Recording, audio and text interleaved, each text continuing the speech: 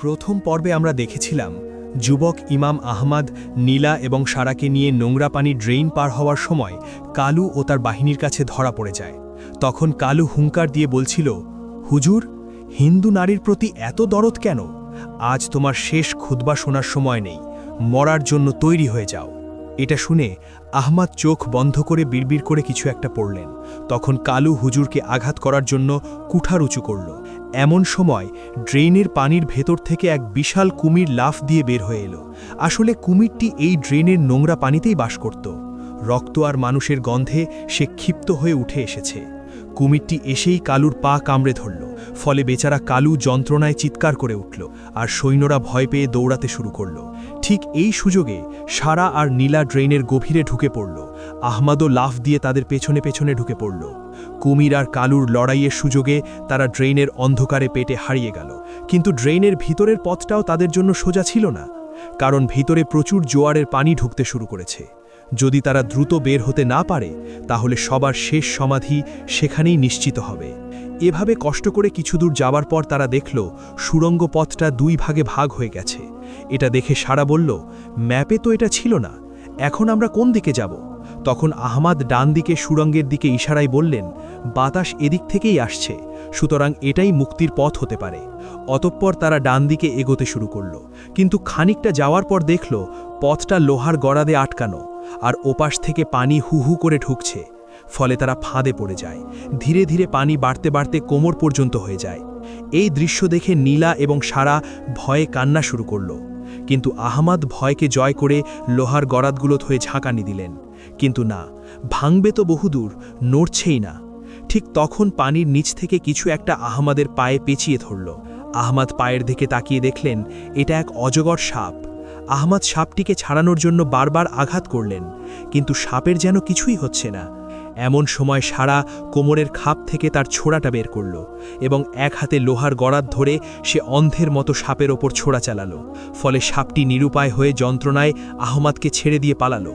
তখন সারা চিৎকার করে বলল, হুজুর, পানি বেড়েই যাচ্ছে, যেভাবেই হোক এই গড়াদ ভাঙতেই হবে। তখন আহমদ শরীর ঝাড়া দিয়ে প্রস্তুত হলেন। অতঃপর তিনজন মিলে মরিচা ধরা গড়াদগুলো ধরে শরীরের সর্বশক্তি দিয়ে ধাক্কা দিতে শুরু করলেন। এভাবে 1, 2, 3 ধাক্কা দেওয়া হলো। ফলে পানির চাপে এবং তাদের ধাক্কায় কর্কর শব্দে নিচের পাথর ভেঙে গড়াদটা একদিকে হেলে পড়ল। এমন একটা ফাঁক তৈরি হলো যা দিয়ে একজন মানুষ কোনো মতে যাতায়াত করতে পারে। অতঃপর সারা, নীলা এবং আহমদ একে একে বের হলেন। কিন্তু তারা যেখানে বের হয়েছে সেটা নদীর মোহনা। চারপাশ ঘন হোগলা বন আর কাঁটা ঝোপে ভরা। তাই তারা কাদা মারিয়ে ডাঙায় উঠল। ক্লান্ত শরীর আর ভেজা কাপড় নিয়ে তারা কোনো মতে বালুর ওপর গিয়ে ধপ করে বসে পড়ল। তখন নীলা বলল, মরতে হলে মরে যাব, তবু আমি আর এক পাও নড়তে পারবো না। কিন্তু সারা এদিক ওদিক তাকাচ্ছিল। সে অস্থির হয়ে বলল, নৌকাটা তো এখানেই থাকার কথা। একটা ছোট ডিঙি নৌকা আমি নিজে লতাপাতা দিয়ে ঢেকে রেখেছিলাম, সেটা খুঁজে পেলেই হবে।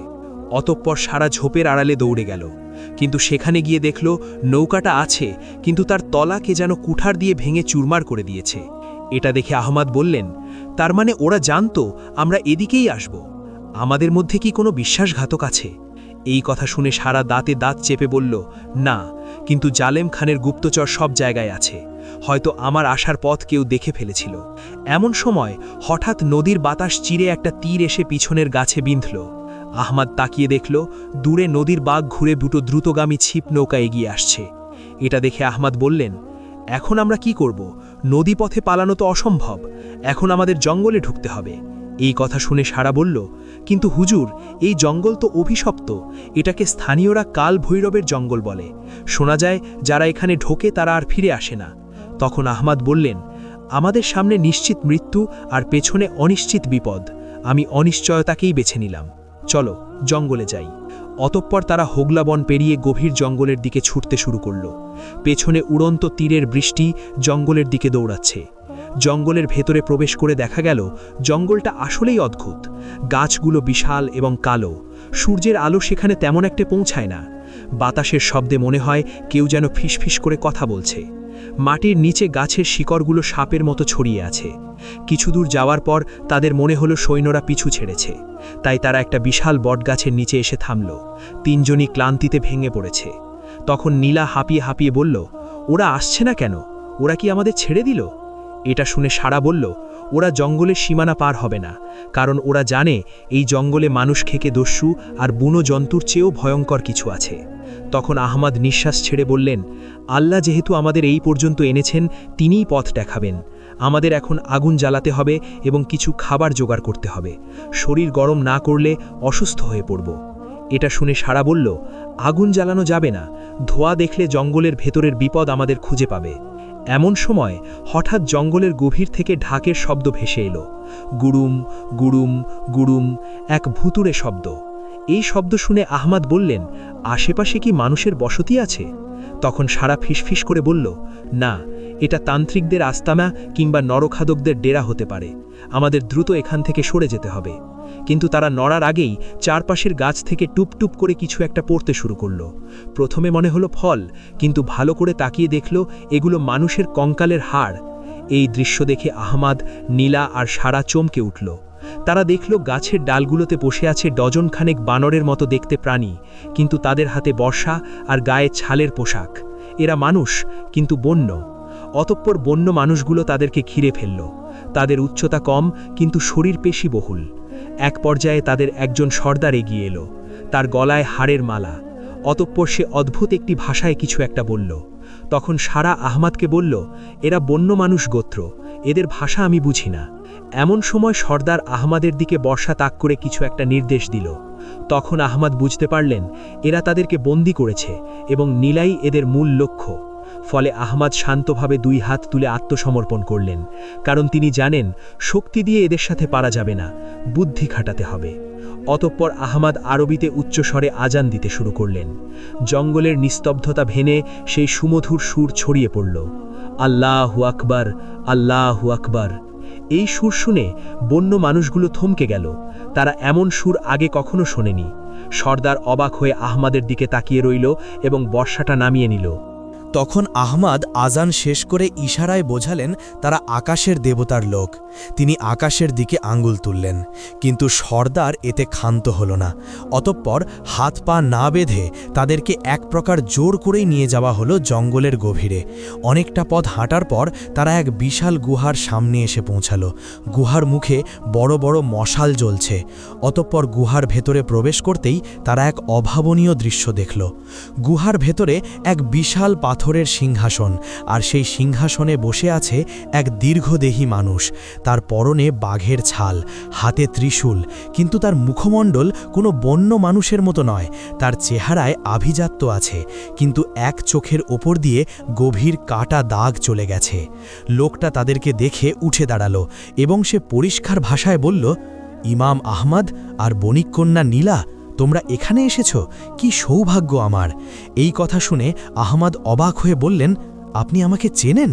তখন লোকটা অট্টহাসি দিয়ে বলল, চিনব না? আমি যে একসময় জালেম খানেরই সেনাপতি ছিলাম। নাম আমার বীরভদ্র। আজ আমি এই জঙ্গলের রাজা। জালেম খান আমাকে মারার জন্য এই জঙ্গলে পাঠিয়েছিল, কিন্তু আমি এই বন্যদের বশ করে এখন নিজের রাজত্ব গড়েছি।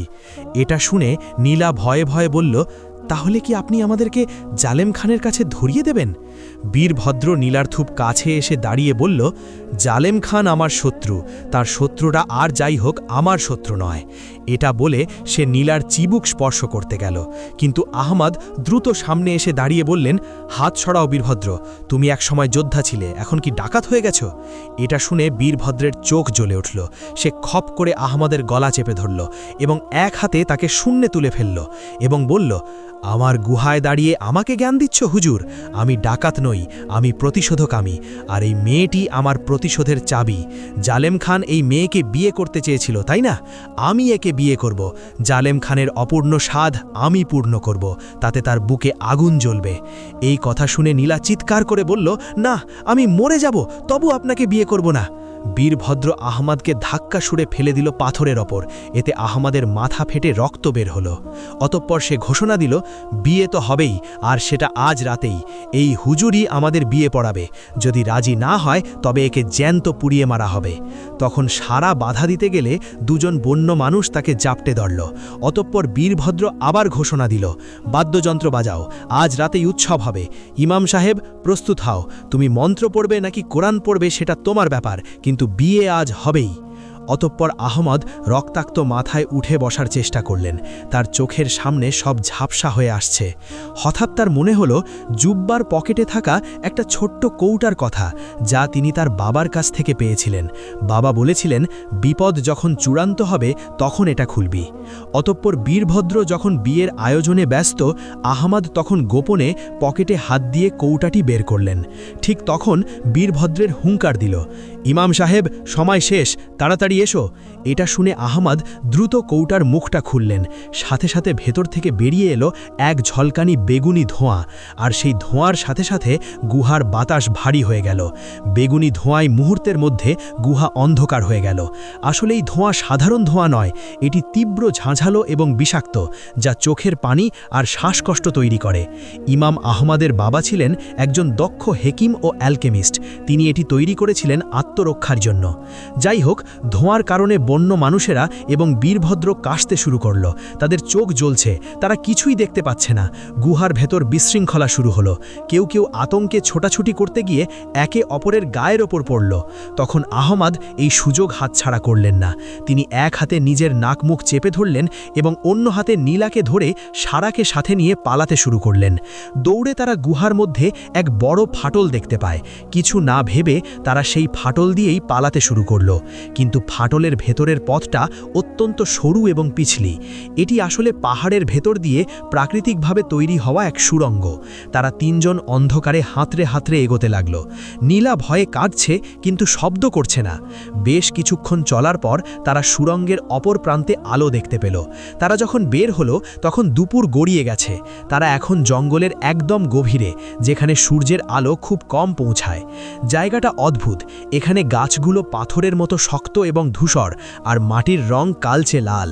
তখন সারা বলল, আমরা মনে হয় মৃতদের উপত্যকায় চলে এসেছি। লোককথা অনুযায়ী এখানে 1000 বছর আগে এক সমৃদ্ধ নগরী ছিল, যা কোনো অভিশাপে মাটির নিচে দেবে গেছে। এটা শুনে আহমদ বললেন, অভিশাপ হোক আর যাই হোক, বীরভদ্রের হাত থেকে বাঁচার জন্য এটাই সেরা জায়গা। সে সহজে এখানে আসবে না। কিন্তু আহমদের ধারণা ভুল ছিল। দূর থেকে শিঙার আওয়াজ ভেসে আসতে শুরু করল।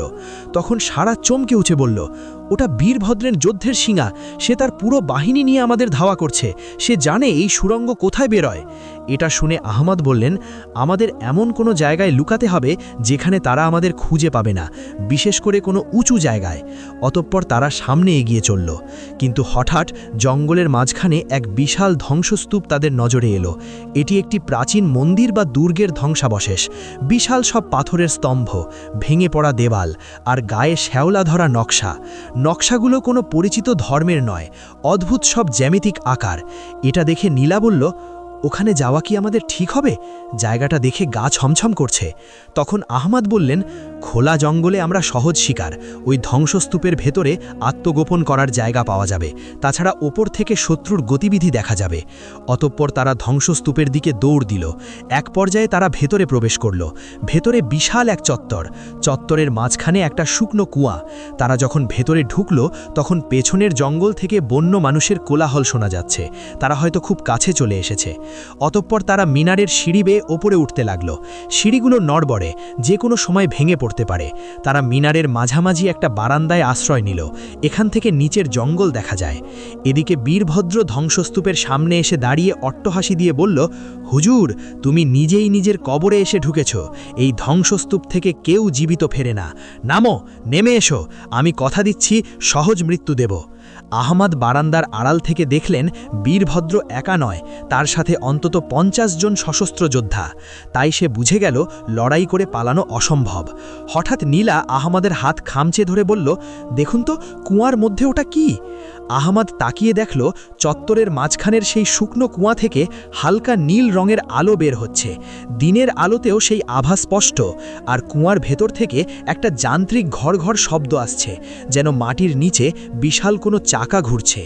এই দৃশ্য দেখে আহমদ অবাক হয়ে বললেন, এটা কোনো সাধারণ কুয়া নয়। এইদিকে বীরভদ্রের কুকুরগুলো চিৎকার করে ডাকতে শুরু করল, কিন্তু তারা ধ্বংসস্তূপের ভেতরে ঢুকতে চাইল না। তখন বীরভদ্র রেগে গিয়ে এক কুকুরের গায়ে লাথি মেরে বলল, কাপুরুষের দল, ঢোক ভেতরে। এক পর্যায়ে সে নিজেই তলোয়ার উঁচিয়ে ভেতরে পা রাখল। তার সৈন্যরাও তাকে অনুসরণ করল। তারা যখন চত্বরের মাঝখানে এলো তখন হঠাৎ কুয়ার ভেতরের যান্ত্রিক শব্দটা বেড়ে গেল এবং পুরো ধ্বংসস্তূপ কেঁপে উঠল ভূমিকম্পের মতো। আহমদ, নীলা আর সারা মিনারের দেয়াল ধরে বসে পড়ল। নিচে চত্বরের মেঝের পাথরগুলো সরে যেতে শুরু করল। আসলে এটি একটি বিশাল ফাঁদ। প্রাচীন যুগের মানুষেরা তাদের দুর্গ রক্ষার জন্য এই ব্যবস্থা করে রেখেছিল। বীরভদ্র কিছু বোঝার আগেই তার পায়ের নিচের মাটি সরে গেল। সে এবং তার 10-12 জন সৈন্য হুড়ুমুড় করে নিচে পড়ে গেল। তবে বীরভদ্র পড়ার সময় এক হাতে একটা ঝুলে থাকা শিকড় ধরে ফেলল। ফলে বীরভদ্র ঝুলে আছে গভীর গর্তের ওপর। নিচে অন্ধকার, কিন্তু সেখান থেকে সেই নীল আলো আসছে। এইদিকে আহমদ ওপর থেকে সব দেখছিলেন। তিনি ভাবলেন এটাই সুযোগ। তাই তিনি বললেন, চলো আমরা এই সুযোগে পেছনের দিক দিয়ে নেমে পালাই, ওরা এখন বিভ্রান্ত। অতঃপর তারা মিনারের পেছনের দিকের ভাঙা দেয়াল বেয়ে নামতে শুরু করলেন। তারা যখন নিচে নামল তখন দেখল তারা ধ্বংসস্তূপের উল্টো দিকে এক গভীর খাদের সামনে। খাদের ওপর একটি পুরনো দড়ির সেতু। সেতুটা জরাজীর্ণ, অনেক জায়গায় দড়ি ছিঁড়েও গেছে। এটা দেখে সারা বলল, এই সেতু পার হওয়া আত্মহত্যার সমতুল্য, বাতাসেই এটা দুলছে। তখন আহমদ বললেন, পেছনে বীরভদ্রের বাহিনী, সামনে এই সেতু, আমাদের ঝুঁকি নিতেই হবে। অতঃপর আহমদ প্রথমে পা বাড়ালেন। প্রতিটি পদক্ষেপে সেতুটা ক্যাচ ক্যাচ শব্দ করে দুলছে। নিচে গভীর খাদ, যার তলায় খরস্রোতা নদী। আহমদ আস্তে আস্তে মাঝপথে গেলেন। তারপর নীলাও ভয়ে চোখ বন্ধ করে এগোতে লাগল, আর সারা সবার পেছনে। এইদিকে ধ্বংসস্তূপের ভেতর থেকে বীরভদ্র উঠে এলো। তার সারা শরীরে কাদা আর রক্ত, কিন্তু সে বেঁচে আছে। তার রাগ এখন উন্মাদনার পর্যায়ে পৌঁছে গেছে। তাই সে তার সৈন্যদের আদেশ না দিয়ে নিজেই দৌড়ে এলো খাদের ধারে। সে দেখতে পেল তারা সেতুটের মাঝখানে চলে গেছে। প্রিয় বন্ধুগান, আজকের মতো এই পর্যন্তই। ভিডিওটি ভালো লাগলে একটা লাইক দিন, আর তৃতীয় পর্ব দেখতে চাইলে কমেন্ট বক্সে জানিয়ে দিন। ভালো থাকবেন। আল্লাহ হাফেজ।